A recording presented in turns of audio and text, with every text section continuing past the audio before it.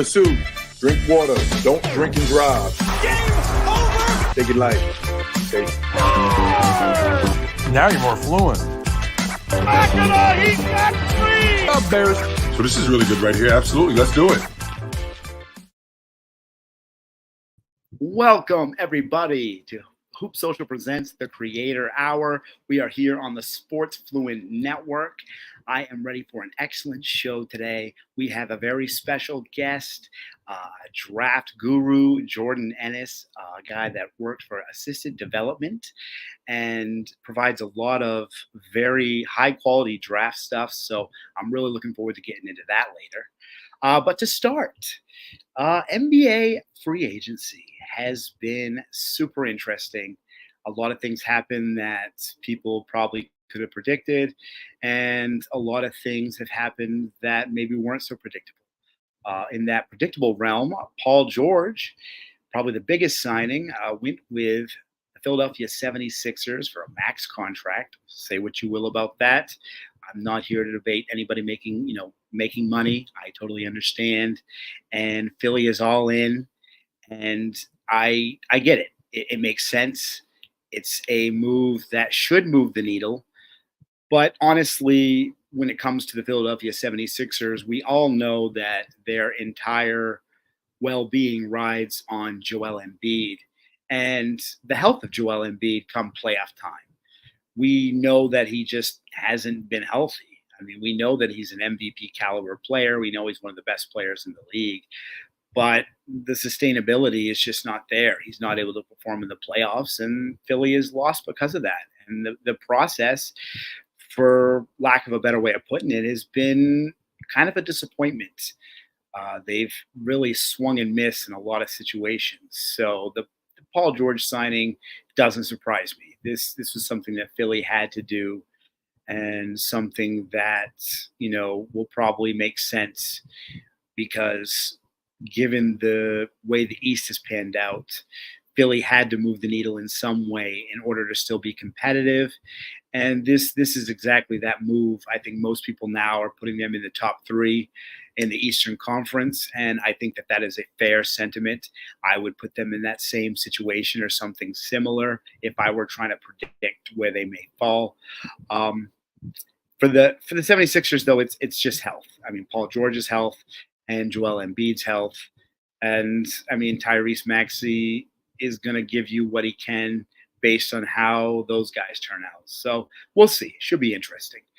Sticking in the Eastern Conference, the New York Knicks made some interesting moves. I really like the addition of Mikal Bridges. I think that is a Thibodeau kind of guy, and I think that he will be able to be used appropriately. I mean, in Brooklyn, he was counted on more as kind of a star and really counted on, to carry a heavy offensive load. And in this situation, that's not going to be the same case. So he's going to be able to get back into what made him great in Phoenix. And I think that's important. And that really gives the Knicks a super tough lineup, a super tough defense. And, I mean, considering Jalen Brunson, if he keeps at his current trajectory and keeps performing at a high MVP style level, I mean, the New York Knicks, watch out. Watch out for sure. They're a team that also could be in that top 3 area and could very well do some damage in the playoffs, 100%. I would never, count this squad out, especially considering the way that they showed how much fight they had last year. I think this addition is really going to be great for them. And then moving forward, I mean, pieces like, Donovan Mitchell signed back with Cleveland. I mean, the Eastern Conference is going to be tough. The Eastern Conference is going to be tough. Orlando with KCP, they're not done making moves, and they're still going to get better just because they're getting older and developing more. Jonathan Isaac signing was big. I mean, he's a guy that when he's healthy is one of the most dynamic defensive players, quite frankly, in the league. So those pieces are going to be interesting. And I'm curious to see how the Celtics pan out this season. There was a lot of conversation and narratives about the ease of the Eastern Conference and how that played into their success this year. And I'm not going to deny there were certain pieces of the road that weren't as tough as others. So I'm curious, how they'll perform now that the East is a little more reloaded. It should definitely be interesting. I am certainly looking forward to it. So moving on from the free agency stuff, I want to talk NBA draft. I've always been a fan of the NBA draft. I get way too much into it. I'm one of those people that has to watch it. I know some people don't like to watch that sort of thing. I thoroughly enjoy it. I like the stories for each player. I like to find somebody to root for. There's just so many levels of satisfaction and enjoyment when it comes to this. This particular draft, though, was certainly interesting. I'm sure Jordan will agree. It kind of lacked the heavy hitters that other drafts are typically notorious for. I'm not saying it was a supremely untalented draft, but Jordan will speak on it more. But it was, let's just say, it's not one of the better drafts, at least from a projection standpoint. We all know that hindsight is 20/20, and 3 years from now, we could all be wrong, and we could be on frozen cold takes. Absolutely. But we try to project these things, and we do our best. And this guy is one of the absolute best at doing that. So I'm going to welcome to the stage Jordan Ennis. Hey, Jordan, how are you? Hey, doing good. Good to talk to you again. Absolutely, man. It's really good to have you on here. I'm excited to talk some NBA draft. So talking this piece that I was going into about this current draft, tell us about this draft. What were your feelings on this draft, and what should be the sentiment after it's all said and done?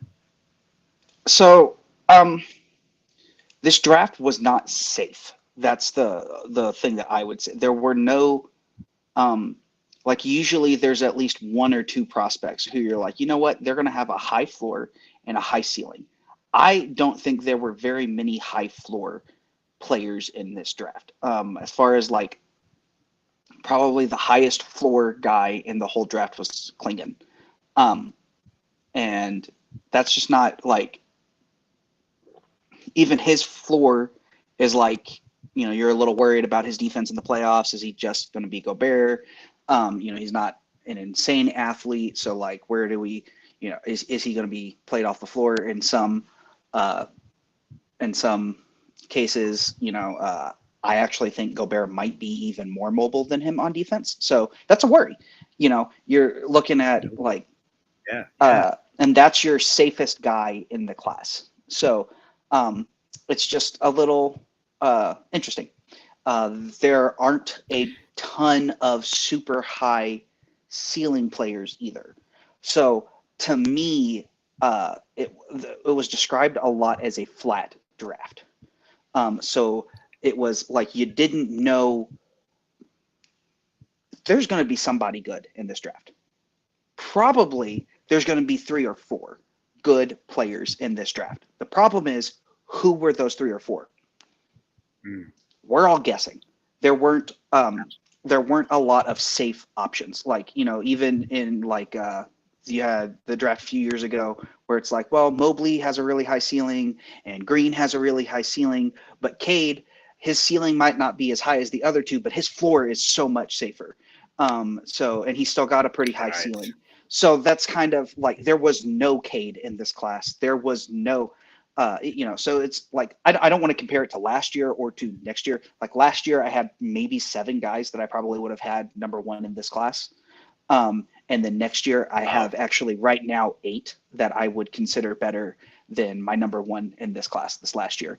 So these are okay, 2. Wait a second. I need you to repeat that again. You said there are 8 guys in this next draft that you think would have been the best player in this current draft? Yeah. Well, at least that's crazy. Maybe not the best, but like as far as like I would have had them as like I feel like they have higher floors and ceilings. So Sar was my number 1 guy. I think Sar has a very high ceiling, But the problem with Sarr is that I'm not sure how high his floor is. So if he can't shoot, it drops him significantly. He's super skinny. So if he can't fill out a little bit, it drops him significantly. He's wanting to play power forward. I think he's more of a center. So it's like there's a lot of things with Sarr where it's like, could he maybe like there's a lot of ifs with Sarr. And I don't think there are as many ifs with these other 8 guys. So some of them might have a little bit lower ceiling, but they have a much higher floor than Sarr. So that's where I was at.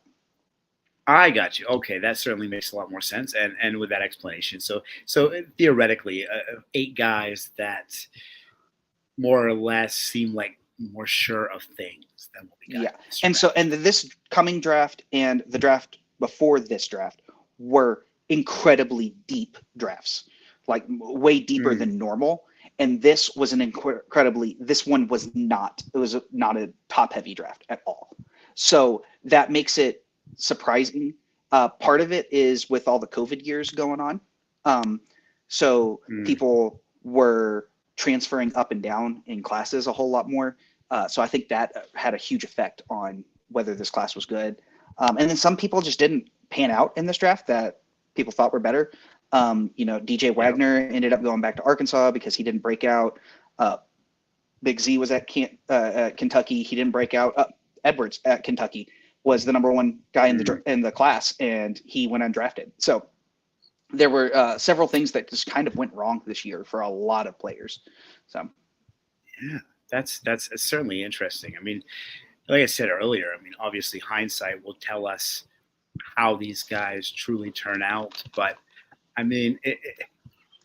you could see that the media, the sports media, had a similar sentiment as you do this year because we didn't get any hype. There was very little hype, I feel, when typically there is usually at least more than what we got this time around. Yeah. So I think people kind of knew it also. Yeah, and it's like I said, it was a weird draft. This was Topic. Nikola Topic was he could have easily been the number 1 pick, and then he tears his ACL at the combine. Like there's just so many things where it's like everything that could have gone wrong for this class went wrong. So. Oh man. All right. Well, now that we've gotten our first little tidbit out of the way, I do want to talk about you. We are on the Creator Hour. I like to learn about the creators. Tell us a little bit about assisted development and your involvement in what you like to do. So assisted development is a draft Substack newsletter. So we're keeping pretty consistent on going to have a big board. And then I've got another guy I've brought in who's going to hopefully be doing pretty consistent monthly mock drafts. So we'll have your content there, but then we're also trying to do breakdowns. We're currently in the middle of doing the top 10 for this next draft on each position. Nice. So we just turned out the big men, the centers this week. And I think point guards is coming out next week, I'm pretty sure. So we're working on that. We're working through that, and then we'll release our big board after we finish those by position articles. So we're just trying to get more content out. And so, we were at Hoop Social before with you. And so when that kind of slowed down, we've switched over to try to do this ourselves. And so we're kind of rebuilding up the viewership. So, yeah.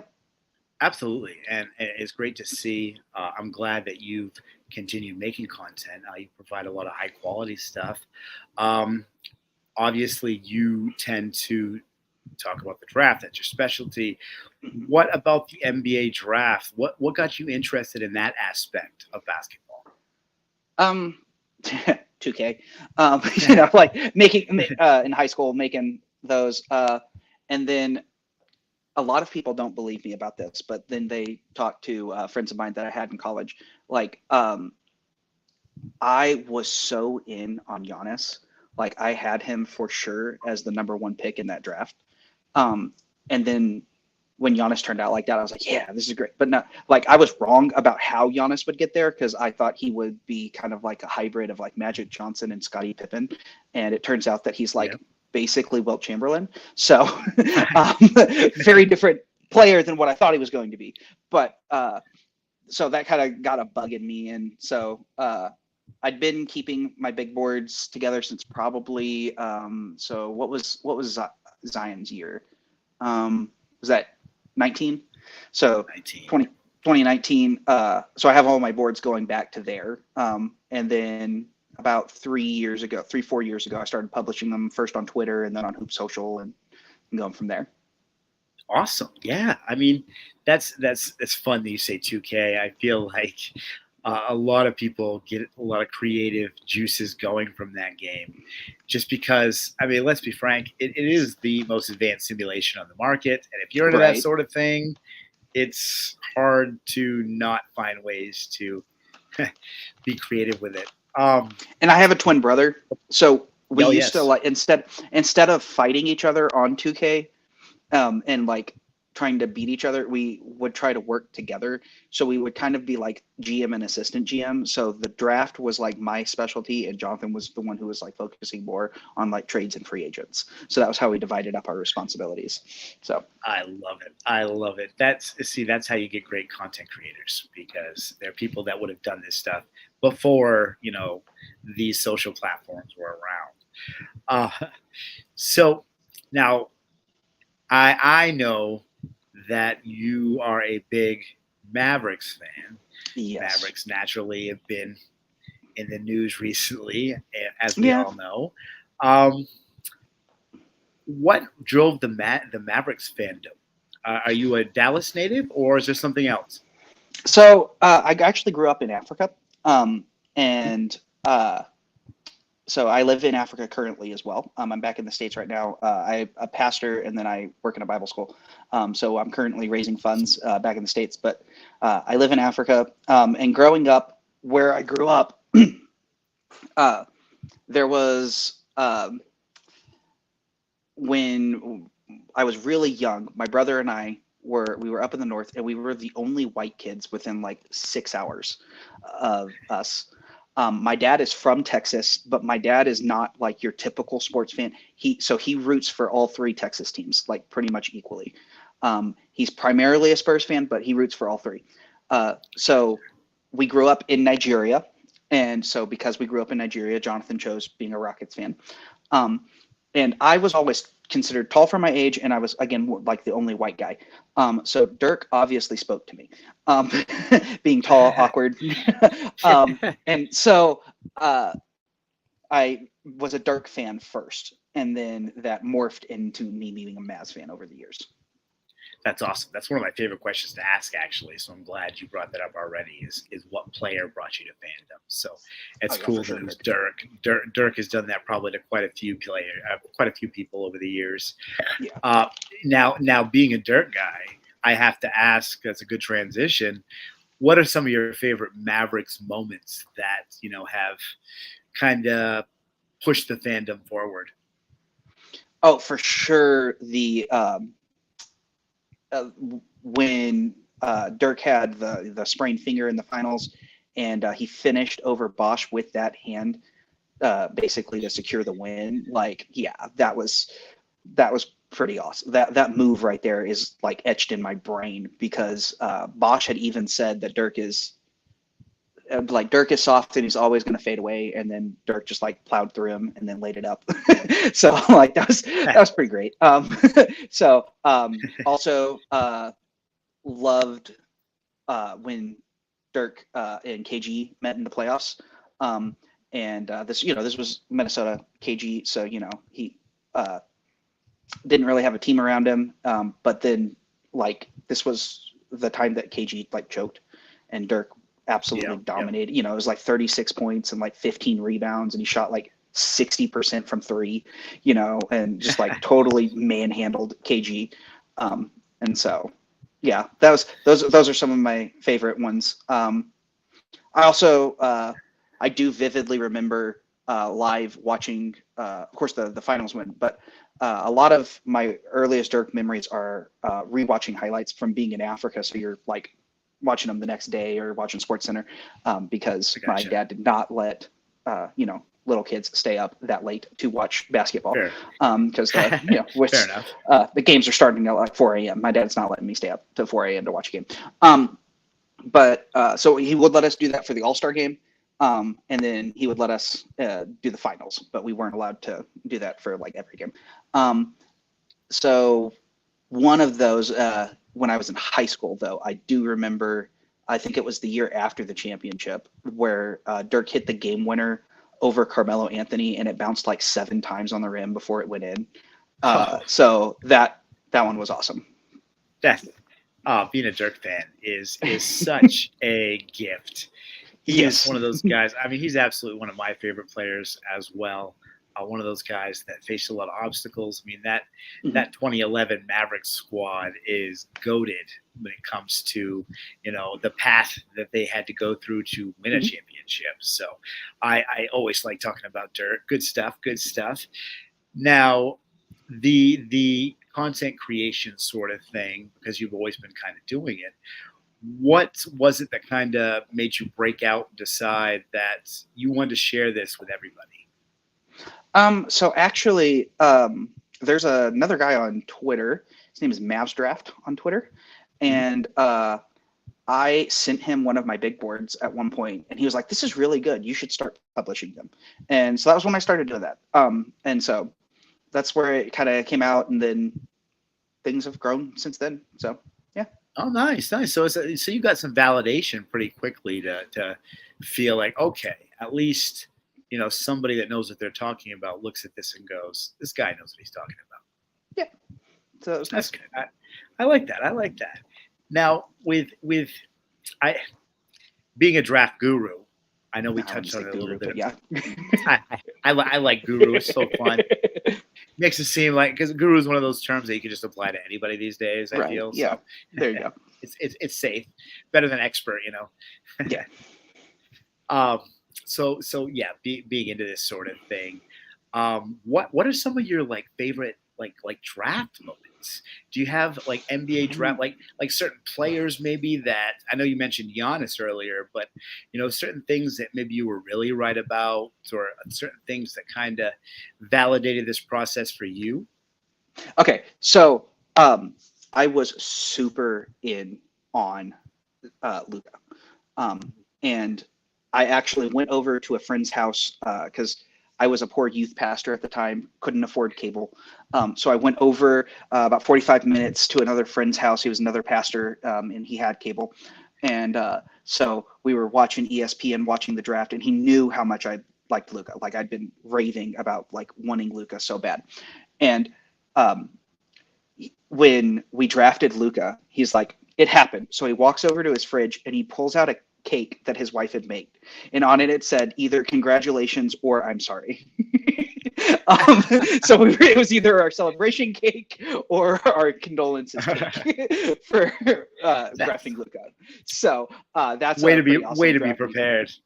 Yeah. So yeah, that's one of my favorites. Excellent. I love that. That's preparedness on the next level. That's wonderful. Right. Now getting Luka then must have been super exciting. I mean, do you think that Luka is probably, I mean, this is random, but is he going to probably go down as the best draft pick that Dallas has ever made? Well, so Luka was 3, but Dirk was 14. Yeah, that is true. To get Dirk that late is pretty great. Ironically, both of them were actually not picked by Dallas. They were picked by other teams for Dallas. Like, Dallas had made trades to get them. If you want to say draft picks only picked by Dallas, you're going to be in trouble, because basically Dirk and Luka are the only good draft picks. And I guess you'd have to go all the way back to Mark Aguirre and Rolando Blackman. So it's pretty bleak. So it's a short list. It's a short list anyway. Yeah. Yeah. Fair enough. Well, then I guess the next piece would then be when it comes to the most the players that are coming out for next season and then next year's draft. You mentioned there's a lot of good players, 8 guys that would be better, more sure things than in this circumstance. Do you see any Lukas coming down the road? Is Cooper Flagg that guy? What can you tell us about next year's draft class? So I'll start with Cooper because he's by far my number one. He's in a complete tier of his own amongst these guys. Cooper Flagg is the best defensive prospect I have ever watched in high school. It's not even close. This is going to sound blasphemous, especially to I know when I say this name, you're going to freak out. It's like watching Kevin Garnett. Like he's that good on defense. And he's that like you're not expecting someone from Maine who looks like him to do the things that he can do on a basketball court. It's just wild. The amount of things that he like. It's not just his athleticism. It's not just his power. He's a little skinny. His frame looks like it's going to fill out fine. I don't really have very many worries there. But he's a little skinny. He's an incredible athlete for his size. He also is just so perfectly technically sound on defense. It's so crazy. It's like it's like Jonathan Isaac who doesn't have injuries on defense. He's just so good on defense. And then this last year, he suddenly decided to turn into a 40-point shooter from three. He already was a great passer for his size, and can be a secondary or tertiary ball handler. He's super athletic. He can finish off the pick and roll. Now he can finish off the pick and pop. He's so versatile. It's really it's kind of nuts, the things that he can do. And so if there's anybody who's going to be a Luka level guy from this class, I would bet on him. If we're going to, let me go down my list here. Yeah. So if we're talking about the next highest ceiling guy, I think this guy has a little bit lower of a floor, but let's go with ceiling. Okay. We're going to talk about Ace Bailey. Ace Bailey is going to Rutgers, and Ace Bailey is a 6'9" wing. And his most common comp right now is T-Mac. I hate to put that on a kid because that just seems unfair. Absolutely. But he's the exact same height, the exact same weight, the exact same build. And he's that kind of shot creator. The only problem that I have with Bailey over T-Mac, the biggest difference that I see is Bailey makes everything harder than it has to be. He wants to do the dribble moves. He wants to do a step back. He wants so if he breaks somebody down, he almost always shoots a jump shot instead of going in and getting the easy finish. Gotcha. And T-Mac would still yam it on you. He would still make sure if he broke you down, he was going to get the layup. That was just so I do think that's the main difference to me. He also gets comped a lot to Paul George. Again, same size, a little bit of a ball handler, can create for himself. And he can create for others. He doesn't create for others enough. That's the other difference between T-Mac was I think a more willing passer. I've comped him sometimes to a Michael Porter Jr. Okay. So because he's that, to me, he's that level of shot creator. But MPJ, because of the drop foot, he's not able to get around people as much. I think that with Bailey hasn't had those injuries, so he's not having those problems. But he also sometimes has the same kind of tunnel vision that Michael Porter Jr. has. Where it's I was gonna say MPJ can be a black hole real quick on offense. Right. Yeah. So that is your worry with Ace Bailey. But Rutgers was really smart, and they paired him with my number 3 guy, which is wild that Rutgers has two. I was just gonna say, incredible, 2 guys that. It's wild. So I don't know if you remember, but there was this guy who used to play with Michael Jordan named Ron Harper. Absolutely. So Ron Harper had a son a few years ago named Ron Harper Jr. So it was not a surprise that he was Ron Harper's son. Well, Ron Harper Jr. has a little brother named Dylan Harper. And Dylan Harper is a 6'7" wing who is stocky. He's not the athlete that Cooper is. He's not the athlete that Ace Bailey is. But he is so incredibly smart. So he like Bailey has all the natural tools that you could want. And Harper has all the skills you could want. Like if you put them together, they're the GOAT. So like Nice. my comp for Harper is like OKC James Harden. Like so not the not the heliocentric guy that he became in Houston, but like can play off ball, can play on ball, is really going to be good for getting people open, is a good cutter, like really good at basically everything. I feel like before he gave all of his attention only over to offense, he was also a decent defender. Like, so Dylan Harper to me he's a lot of fun. Those guys to me, I can't see a world where, unless something just absolutely drastically falls apart, I don't see those guys or this next guy here falling lower than Sarr would have been on my board. So this next guy here is also from France. His name is Nolan Traore. Shout out France. Yeah, France is just killing it right now. Nolan Traore is a 6'5" guard, plays for St. Quentin, and he just did the under 19s and kind of just dominated the under 19s. He's so good. He can do a little bit of passing. He's a decent shooter. He's just an all around effective guard. And like right now, I have him as a point guard. But I could easily see him if a team wants to moving him into an off ball role. And he could be the shooting guard or small forward even.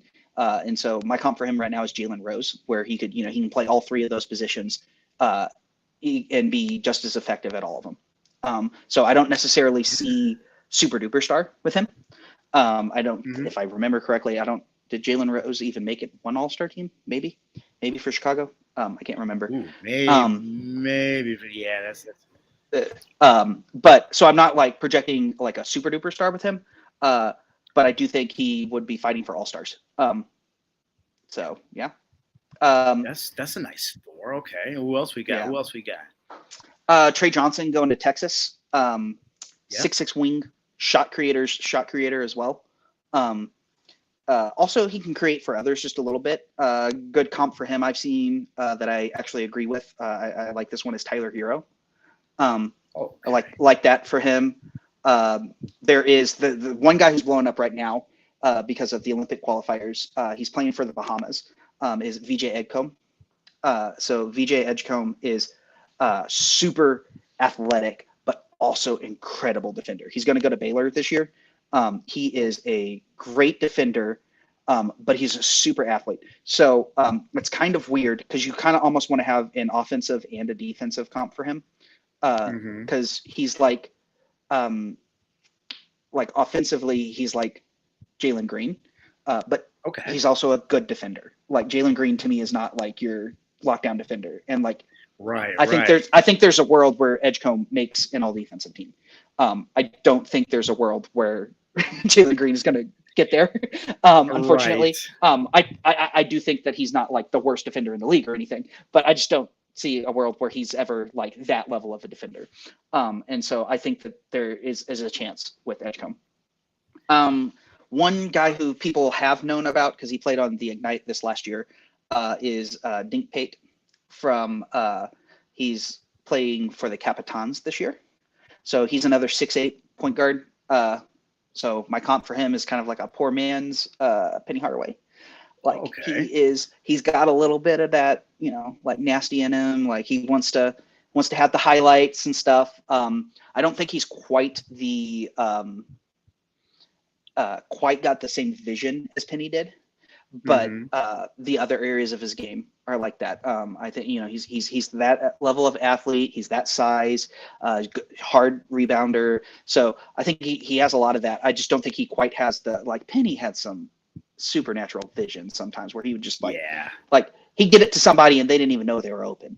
I haven't seen Pate do a whole lot of those, but I'm excited for him on the Capitans because that's a team trying to win, not trying to develop. That was the problem with the Ignite is they had 9 draft prospects on their team last year. And so like it didn't help anybody. Like basically everybody got worse. They didn't. So I think that with him being on Mexico City, I think that'll help a lot this year. Let's see. And then the last guy in that group is Hugo Gonzalez. He's out of Spain. He's out of Real. So we're talking about Luka again. And he's a prototypical wing. Like, I don't think he's like an incredible defender. From what I've seen, there's been I have some question marks on the defensive end. But I don't think he's going to kill you there either. He is a pretty good athlete. The dude can dunk. White boy can jump. So he can dunk. And he's also seems like a pretty good shooter. We'll see. Sample size is small, but I think he's a pretty good shooter. And I'm comparing him to another Spanish great, which you're not supposed to do. But it's really hard to watch him and not see this other Spanish guy. And that is Rudy Fernandez. I don't know if you remember him from Portland. I remember Rudy from Portland. Absolutely.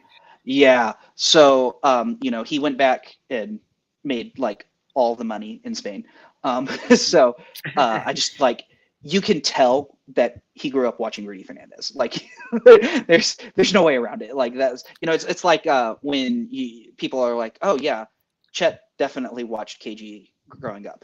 Like there's no way around it. So it's one of those things where it's like not necessarily, that might not be like the perfect comp, but like you can tell that was an influence there.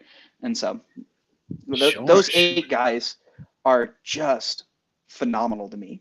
And you will notice that none of those 8 were the centers that I've done deep dives on. So so that's where are the big men at? Actually 9 is where we get our first big man. Okay. So I don't want to give away all my big board numbers because they're probably going to change by the time it gets published. But sure. We have Kamin Malawak from South Sudan. He's going to Duke. He is a big man who is he's a great rim protector, but it looks like he's probably going to be able to shoot.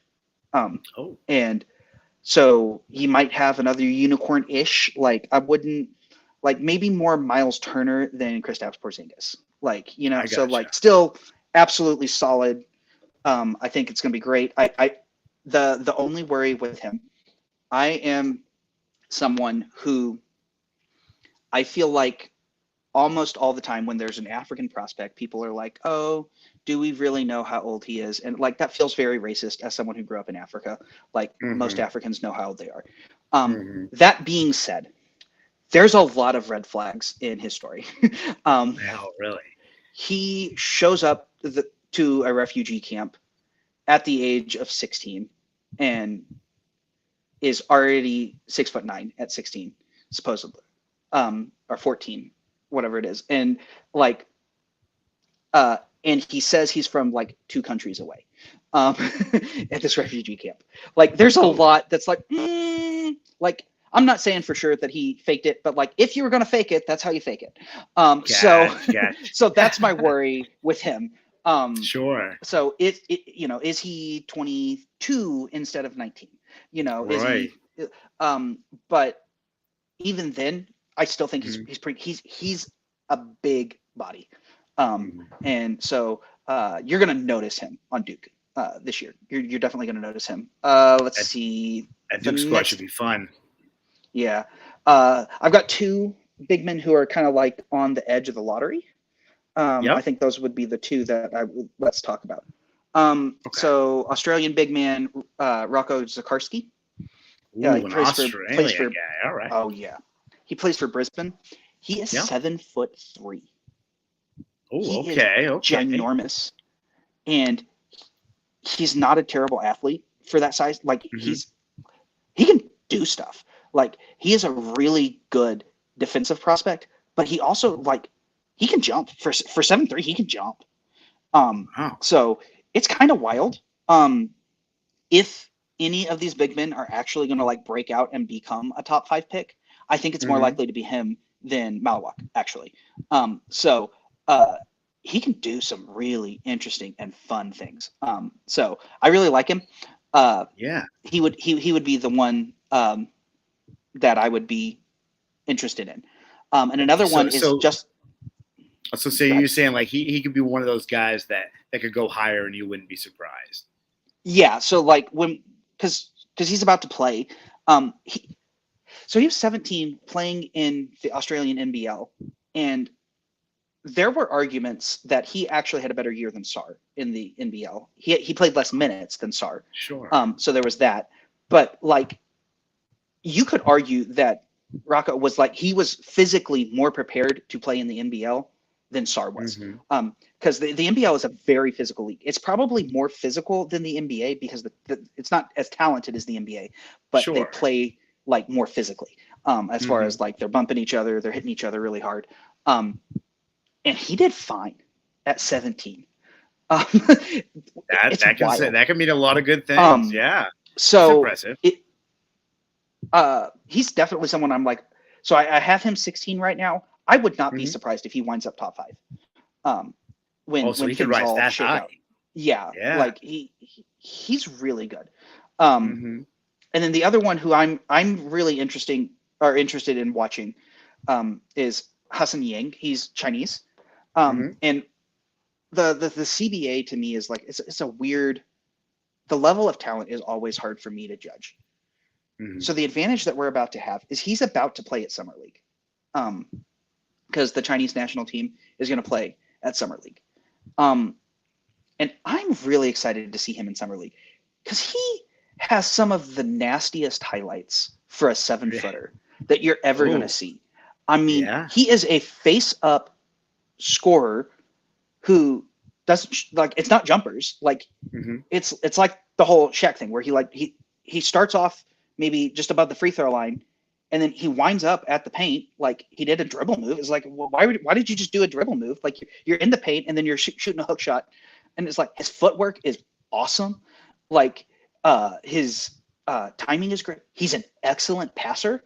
Like it's so weird. I don't love the defensive tape that I've seen. I don't hate it either, but I like it's for modern centers, you tend to want to be like dominant on defense. I don't think he's like a dominant defender.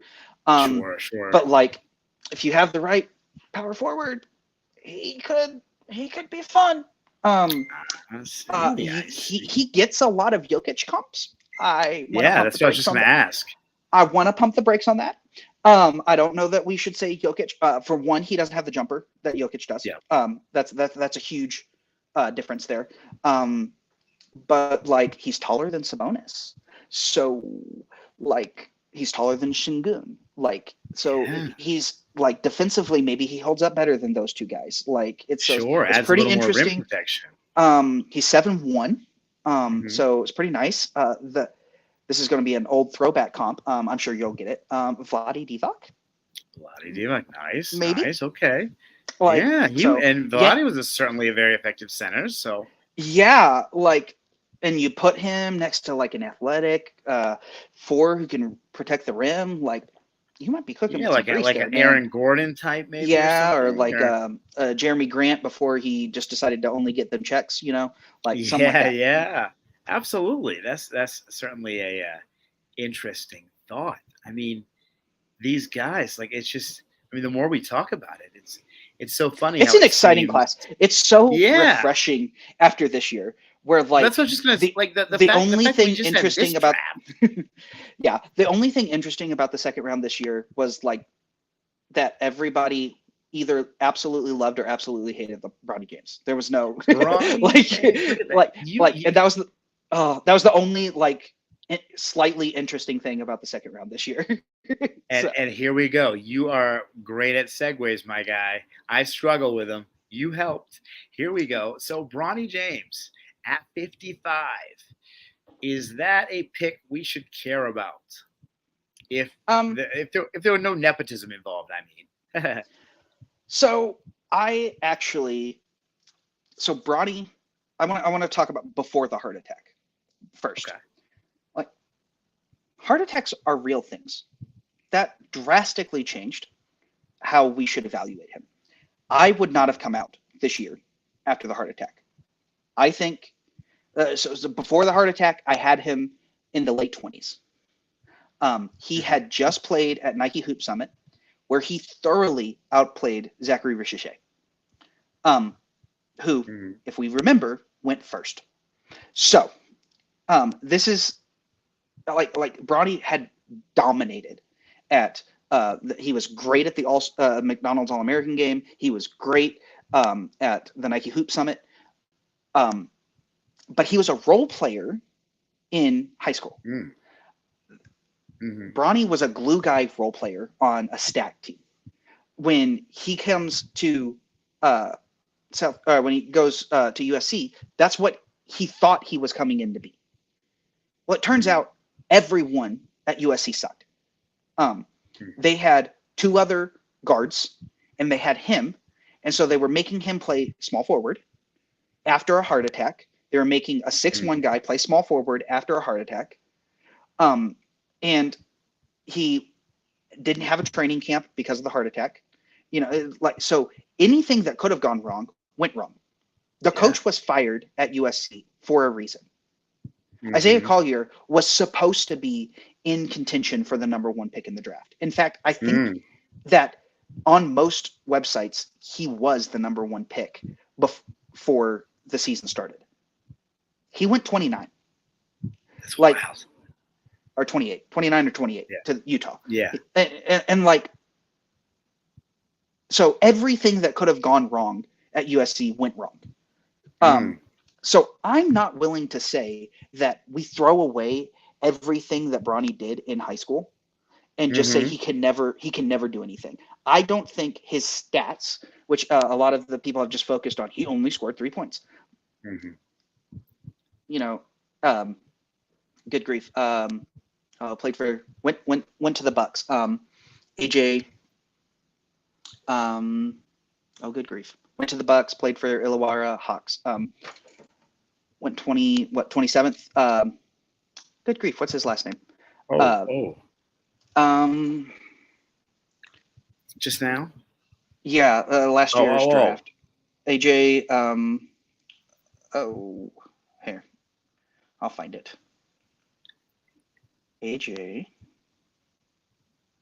Johnson. That's right. Super normal name. That's why I couldn't remember. Yeah, I know, right? Go figure. So I had AJ Johnson and Bronny James in the same tier.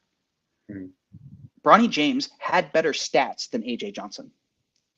AJ Johnson has a better body than Bronny. Sure. AJ went 27. Bronny went 55. They have the same stats. This is so interesting. Like what? So I mean, based on what you're saying, I guess it could be argued the Lakers are potentially getting some good value at that pick. There is no value at the 55 pick. I just want to be honest. So let's go into this. We talked about this stat before. The average number of games played for the 55 pick in NBA history is 7. 7. Those players do not provide value.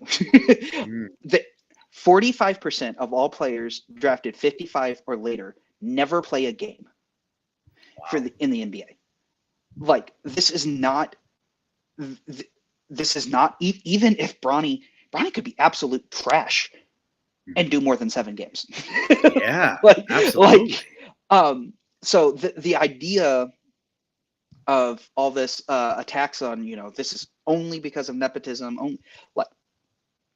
I personally would have started to look at drafting Bronny around 50. Yeah. So I totally would have wanted him on a 2-way. I think the guaranteed contract is a little rich. I'm a little uncomfortable with the guaranteed contract for 4 years. So I do understand that is fully because of LeBron. How many guaranteed contracts has Thanasis got? Right. So, if we're gonna complain about nepotism for Bronny, let's complain about it for everyone. And it's not like nepotism hasn't been a thing that's existed forever. Right. People want to give LeBron James the credit like he started something, and it's like, guys, right? Like nepotism in the NBA is super normal. Also, at that point, if you can set your son up with generational wealth and you don't do it, are you a good father? Right. Exactly. What? Like what is he supposed to do? Like, Exactly. I feel like people are just setting him up for failure because they want him to make make it look like he's made some wrong decision. But it's like, if any of us were in that position as fathers, like, that's if I was in absolutely position to your hand dream. my son $8 million, I would do it. Exactly. Exactly. So I don't for have a us son, but so hypothetical son, Absolutely. if I was ever in, I have daughters. But for people to poo on it, and get so upset, it's a bad look in my opinion, because it just it for lack of a better way of putting it, it screams hater. Yes. Now that being said, do I think that I never once thought that Bronny had all-star potential? I want to be clear. Mm-hmm. Sure. I think he caps out as a role player on a team. Mm-hmm. But if you tell me that Bronny has a 10-year career, Mm-hmm. I'm not shocked. If you tell me that Bronny ends up being basically late career Avery Bradley Mm-hmm. for 10 years, that checks out. Sure. Like And that's about what I thought. And based on your stat of the 45% and playing only 7 games, I mean, that's a success. I mean, For sure. That's impressive for that pick. So now it's not guaranteed, because again, Sure. heart attacks are not a minor thing. Like, Mhm. he might have another heart attack. Mhm. I know they gave him a clean bill of health at the Mhm. at the combine, but he had a heart attack. Like, Well, odds are you're probably going to have another one. And sadly, I mean, it's not like the first one was predicted with any sort of symptoms, I'm sure. So, Yeah. I mean, that's just a tough position to be in. I do think that people have gotten too outraged about this. I think he can bring something. I mean, it's a Lakers There is something team. we should be more outraged about in this draft than Bronny. Yeah, absolutely. It's- right. The thing that should be the most outrageous to people is Uh-huh. that every NBA team let the Boston Celtics get Baylor Shireman, who absolutely perfectly fits their system and is going to be way better than Sam Hauser for their system, is absolutely gross. That someone who absolutely perfectly makes the champions better somehow wound up in their lap. That is way more outrageous than anything to do with Bronny James. I'm 100% okay with that. I know. I was so down for that pick. I was like, yeah, this is. The closer it got, exciting. I was just like, "You've got to be kidding me! You've got to be kidding me! You've got to be kidding me!" Brad Stevens, man. It was. He does his own stuff, and then sometimes he gets lucky. You combine those two, and you got one hell of a I almost GM. threw my phone when I got the notification. I was so mad. That's crazy.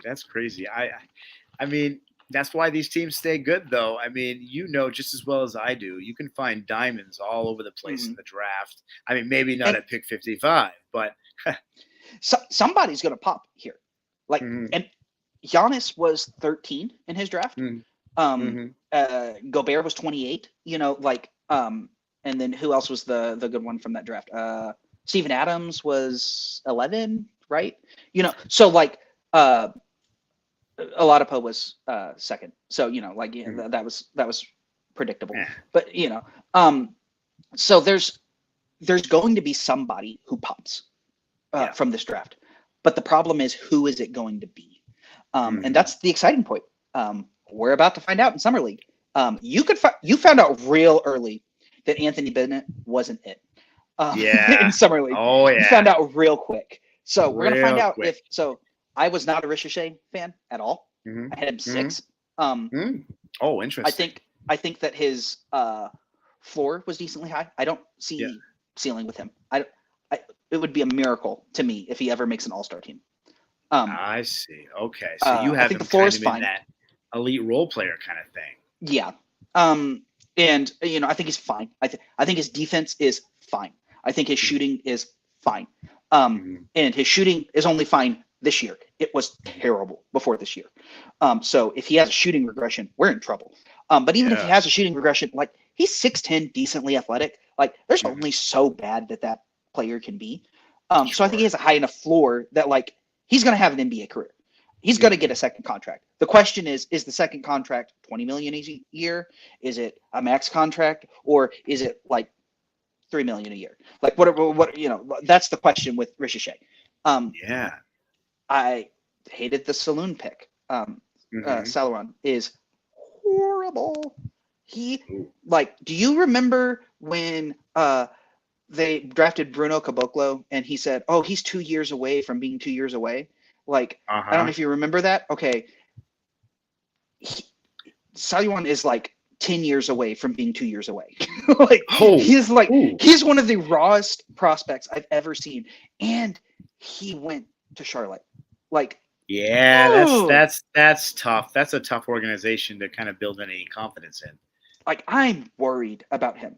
Like, that's just, it's a rough fit on top of him being so raw. Now, he has tools and he has potential. He seems his stroke looks good. That's what I was going to ask. What did Charlotte see? He's got a baseline there. He also hustles like crazy. He's going to have like Brandon Miller be like, "Dude, why are you trying so hard?" Like, it's like, we're down 45. What are you doing? So that's going to happen. He hustles really hard. But it's like the actual skill level is just not there at all. Yeah. It's all raw potential. So like there's a chance that he breaks out, but it's going to be a long road to me before he gets there. Is there any, I mean, I know you're pretty good at this, but any sort of comp that you could make to somebody like him? So it's kind of weird. So I talked about the hustle thing and that doesn't fit this, but like in my idea, if the shooting is real, he's so bad at defense that if the shooting is real, he'd have to be like Steve Novak, like where it's just, I am here to shoot and get out of the way. That's just where I'm at with him. But if he tries so hard that it makes me think maybe he could also be like a shooter and a rebounder. I don't think he's ever going to be a good defender. Because he just like the skill set is not, or like the skill level is not there, but like he tries, he really does try. Like I get why they saw him in a workout and were like, "Oh yeah, we want him." But then like they should have given him a basketball at the workout and like been like, maybe we should trade back for him. Yeah, like maybe not at 6. And so like, and I'm lower on him than most other people. Like a lot of other people had him around, 10, 6, somewhere in that area. That might be my least favorite draft pick that I can remember since I was in high school. And Papagiannis got drafted, and I was like, "Who is Papagiannis?" Like I was watching it, and I turned to my brother and I said that, like, "Who?" Like, so never a good sign, right? So that might be my worst one. Like since I've been doing this, that's probably the pick I've hated the most.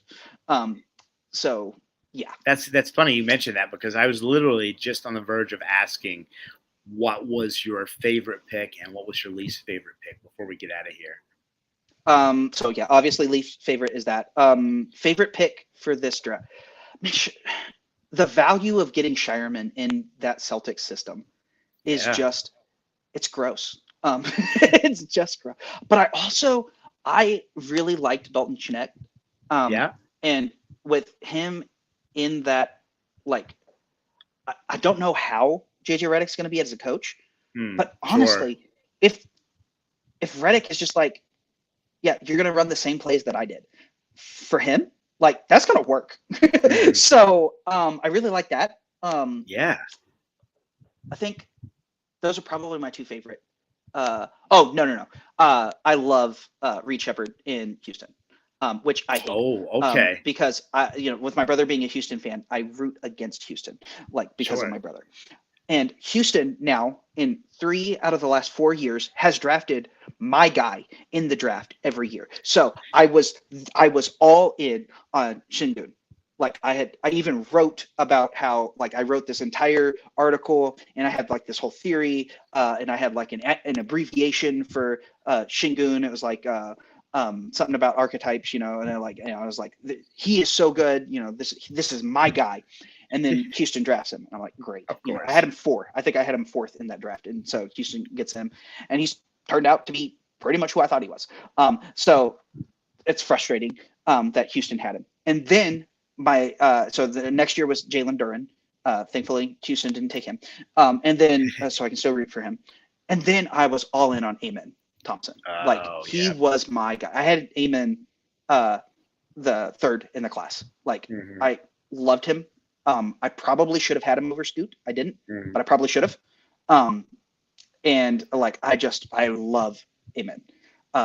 Everything about him, I'm completely sold.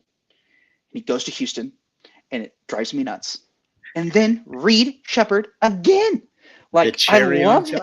It's like, what is going on? It's like Houston is specifically designed to torment my soul. And we got a pretty big audience in Houston up here. No. So, all right, man. This has been excellent. I really appreciate it. I learned a lot about a lot of prospects. The last tidbit here, what is the best way to get your newsletter and access your content? So you can search for it on Substack, search for Assisted Development, but you can also follow me on Twitter at J Ennis NBA Draft. And that will be the easiest way you can find it. I think my pin post has the last mock draft of this year, or of this last year, or the last big board of this last year. And then we're about to publish, so anything we publish there, it goes immediately up onto Twitter. So, yeah. Perfect. Well, I appreciate you coming on, man. Thank you for all the valuable information, and thank you for taking the time. So this is Hoop Social. This is the Creator Hour, and I hope everybody has an excellent rest of their night.